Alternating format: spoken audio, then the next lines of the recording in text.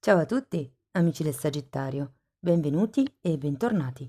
Io sono Ilaria e su questo canale parlerò di tarocchi, chakra, spiritualità e quant'altro possa essere d'aiuto ad ognuno di noi per il proprio percorso di crescita personale e spirituale.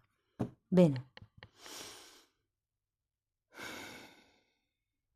Mostrami Sagittario, tendenze energetiche generali per la seconda metà di gennaio 2023.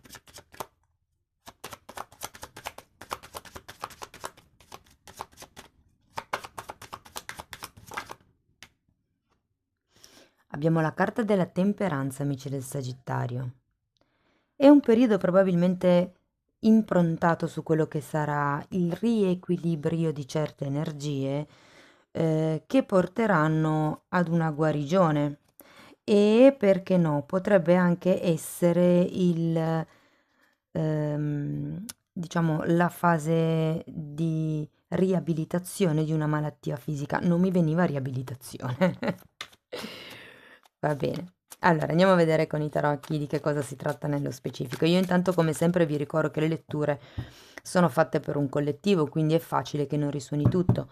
Voi semplicemente prendete quello che vi serve e lasciate andare il resto all'universo.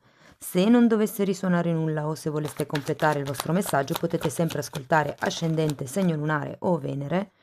Sotto nella descrizione del video trovate il link ad un video che spiega come unire il significato di diversi oroscopi.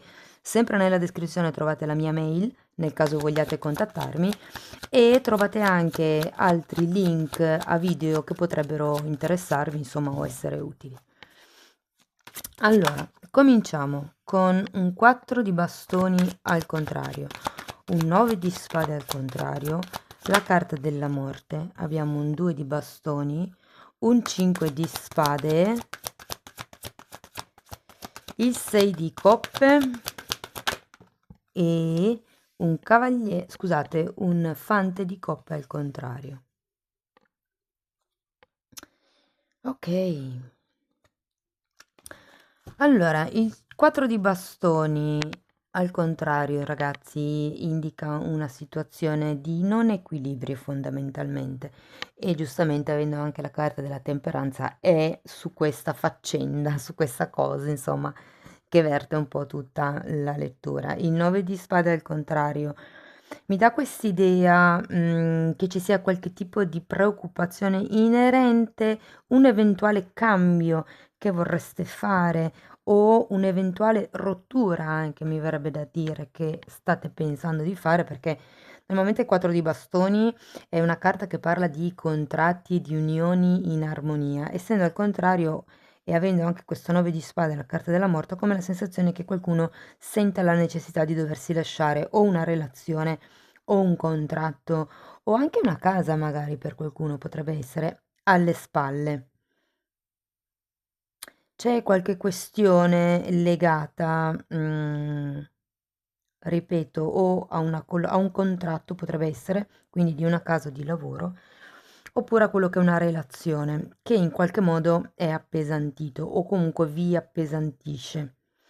Il 2 di bastoni è una carta che normalmente parla, ehm, sì, di quello che è l'iniziare a capire da che parte andare, è una carta di indecisione comunque. Sento che con questo 5 di spade molte persone avete anche il 9 di spade, quindi c'è una forte pesantezza, direi, a livello mentale. Il 5 di spade è sempre una carta di conflitto, è sempre una carta di sono conflitti all'interno della vostra mente. Considerato che abbiamo la temperanza, potrebbero essere conflitti tra quello che vuole la mente e quello che vorrebbe il cuore, o potrebbero anche essere dei conflitti con persone esterne, ma sono quei conflitti logoranti fondamentalmente che non portano da nessuna parte. Terminiamo poi con un 6 di coppe e un fante di coppe. Io qui ho come la sensazione che sia qualcosa di molto antico, perché abbiamo un 6 di coppe che sono cose che riguardano l'infanzia.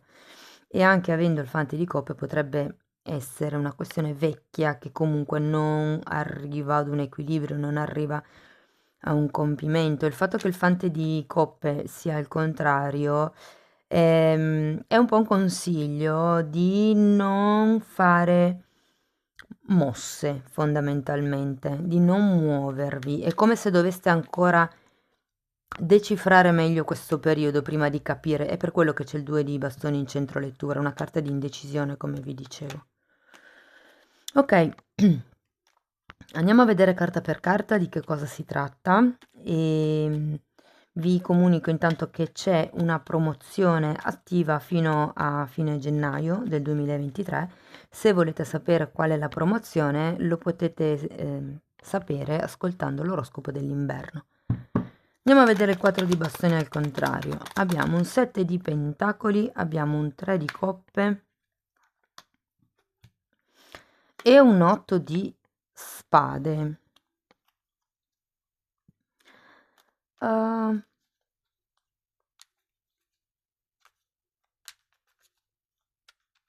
Allora, il 3 di coppe mi indica che c'è una terza energia, che non è necessariamente detto che sia a livello romantico, anche perché questa è una lettura comunque di tipo generale, ma guardate, si è aperta questa carta, che è un 10 di pentacoli, parla della famiglia, quindi fortemente potrebbe essere una persona parallela a voi, quindi magari un cugino, un fratello, un familiare, diciamo. Parallela nel senso che non è né un padre né una madre né un figlio. Mm? O comunque potrebbe anche essere un amico, un'amica.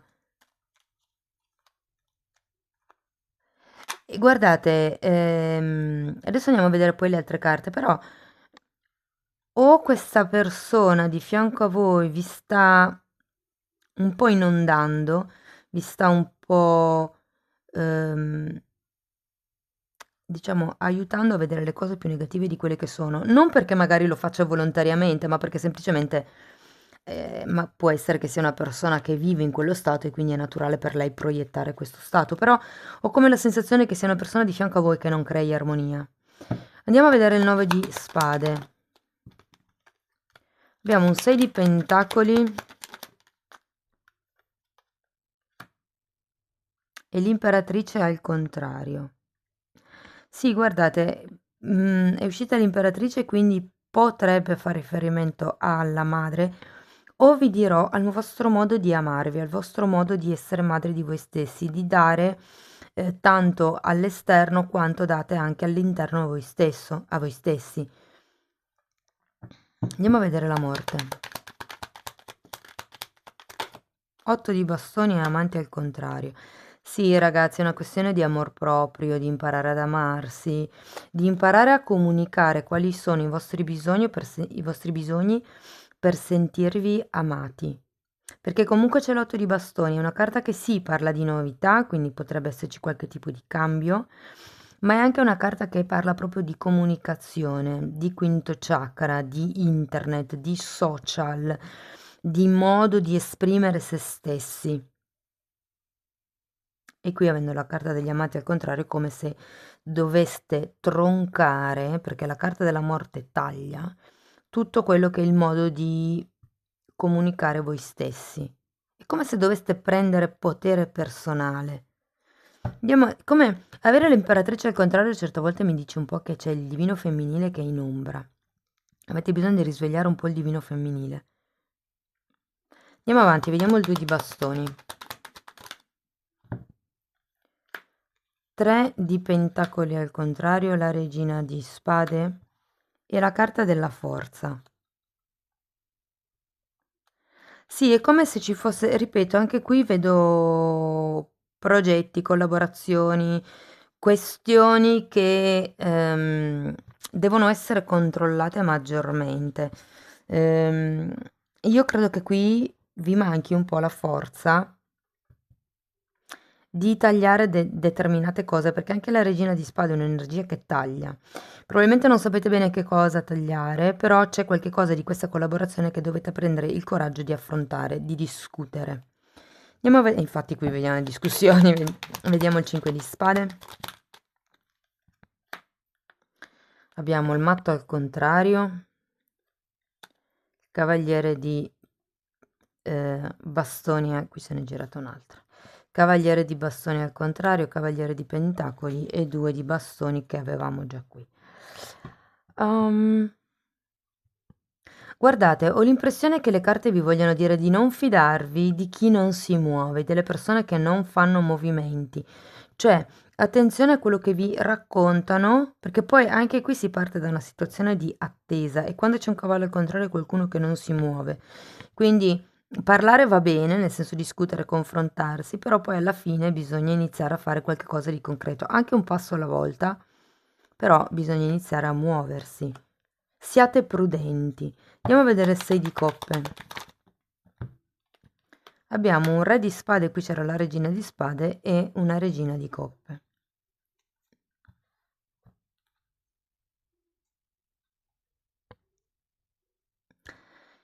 Ho la sensazione che vi consiglino di, come vi posso dire, di coltivare l'amicizia. Qua lo sento.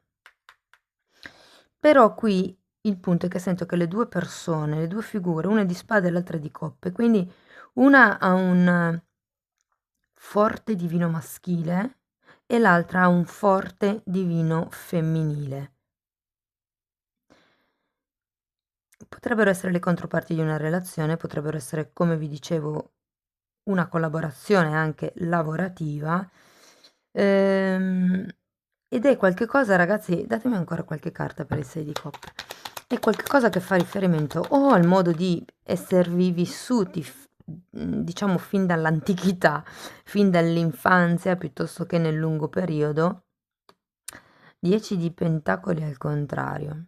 Sì, è come se fosse una relazione, una storia, un legame comunque con un certo storico, anche con un certo legame di profondità, ma che in realtà le due carte che ho di famiglia, di unione felice, in realtà sono al contrario. Manca qualche tipo di equilibrio, ragazzi? Qui c'era anche 6 di pentacoli, è quello che vi dà un po'.